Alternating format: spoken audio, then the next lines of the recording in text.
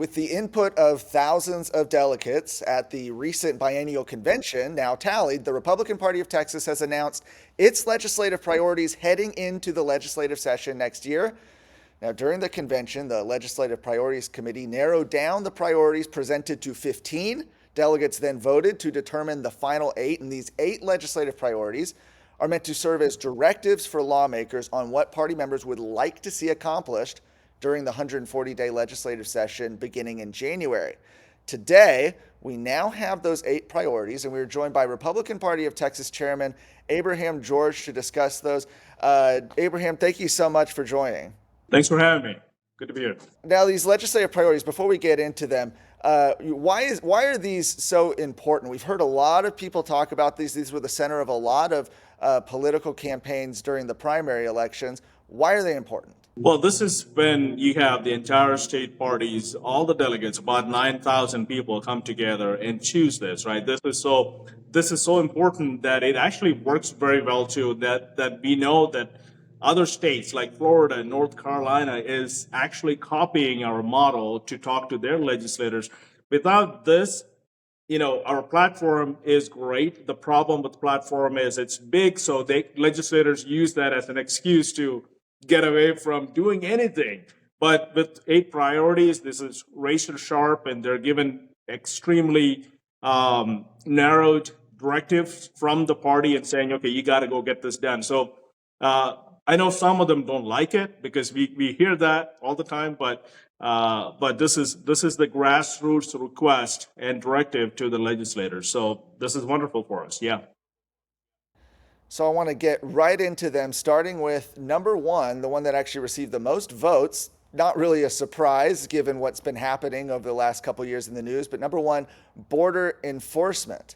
Why do you think this issue has been so pervasive?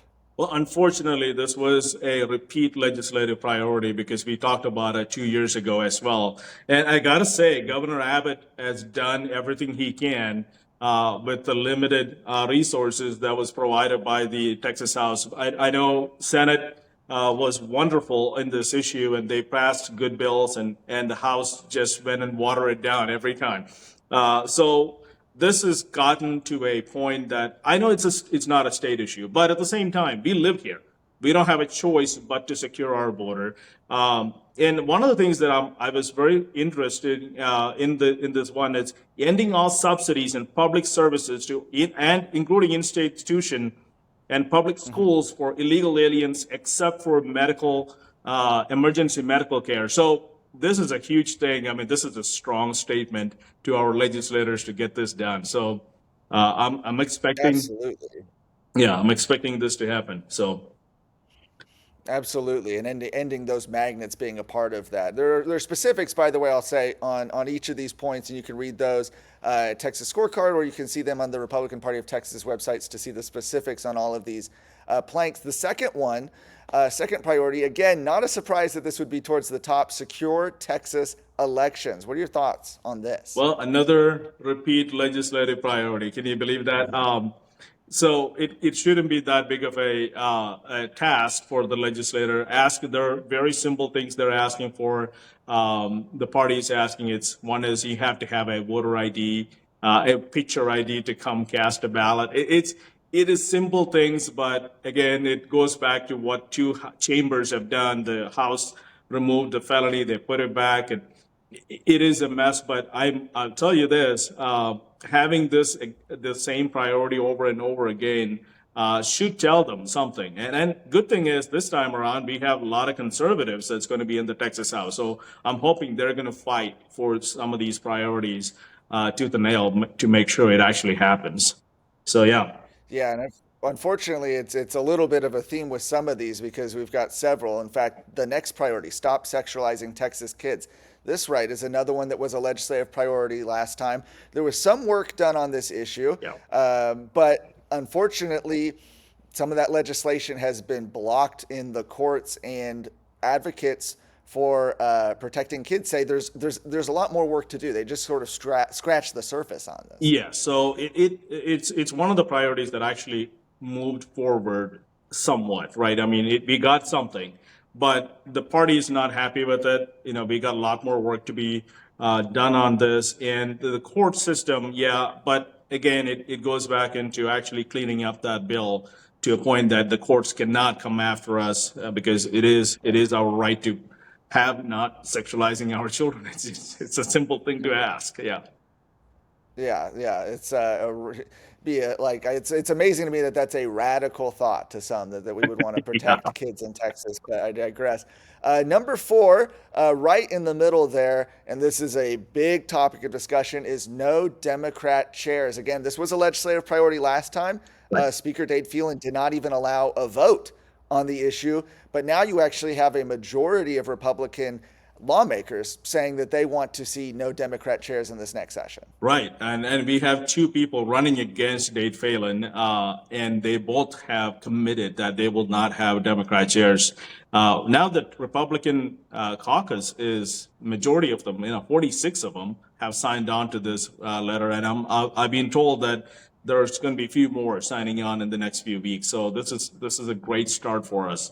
And it is they have been killing our priorities. Whatever some of these legislators keep telling us, it's not true. They've been killing our priorities and our conservative bills for the longest time in Texas House. Yeah. Number five, the fifth priority here is an interesting one: ban taxpayer-funded lobbying. If I recall, this was actually a legislative priority a few years ago. I think it didn't quite make the cut last time. It's now back there on the list. This is an issue that has been passed a few different times in different versions, I believe, out of the Texas Senate, has been killed repeatedly in the Texas House. Why do you think there's such a disconnect on this issue between voters and those in Austin? Well, most of the time, it comes back to follow the money thing, right? So a lot of these legislators are getting reelected by these lobby firms, and they are funded by taxpayers during the session. So they're taking money from us through taxes and advocating against us. And unfortunately, that group is so strong. Our legislators are scared of them. Uh, some of them will say rural areas need a lobbyist. My whole thing is, if your city council member or school board member cannot pick up the phone and call their representatives, there's a problem with either one of those groups. So either replace the representative or replace the school board member or the city council member. You don't need a third party to actually lobby for the conservative bills that you need. So this is back, and I'm actually very happy about it because this is one of my personal pet peeves that people taking from my money and working against me. Yeah. Number six, secure the electric grid. This is something we've seen people like Senator Bob Hall, for example, has been a very, very vocal advocate on for years. Yeah. Now it is on the priorities. There's a lot of people who would love to see Texas relying solely on unreliable energy, wind, solar, from China, etc. There is a big movement out there. Why is it important that Texas fight back against that? Well, there's two things. One is the economy itself. Texas is a powerhouse. We are the energy capital. So going to wind and solar, and we've all seen this throughout our especially like driving through some of these areas, and you see this windmill standing there doing nothing and spending millions of dollars of taxpayer money into it. Then you had to recycle this whole thing. So, and then in a state like ours where oil is so abundant, and it's reliable, it's working for us.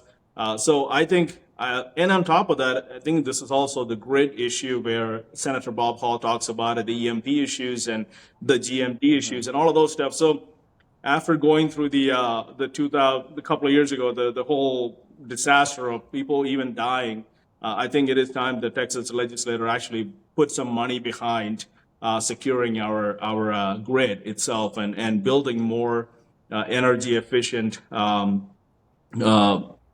plants and oil, gas and oil based productions like that. So yeah, the party is always on the side of this. So I'm glad it actually made into the one of the priorities.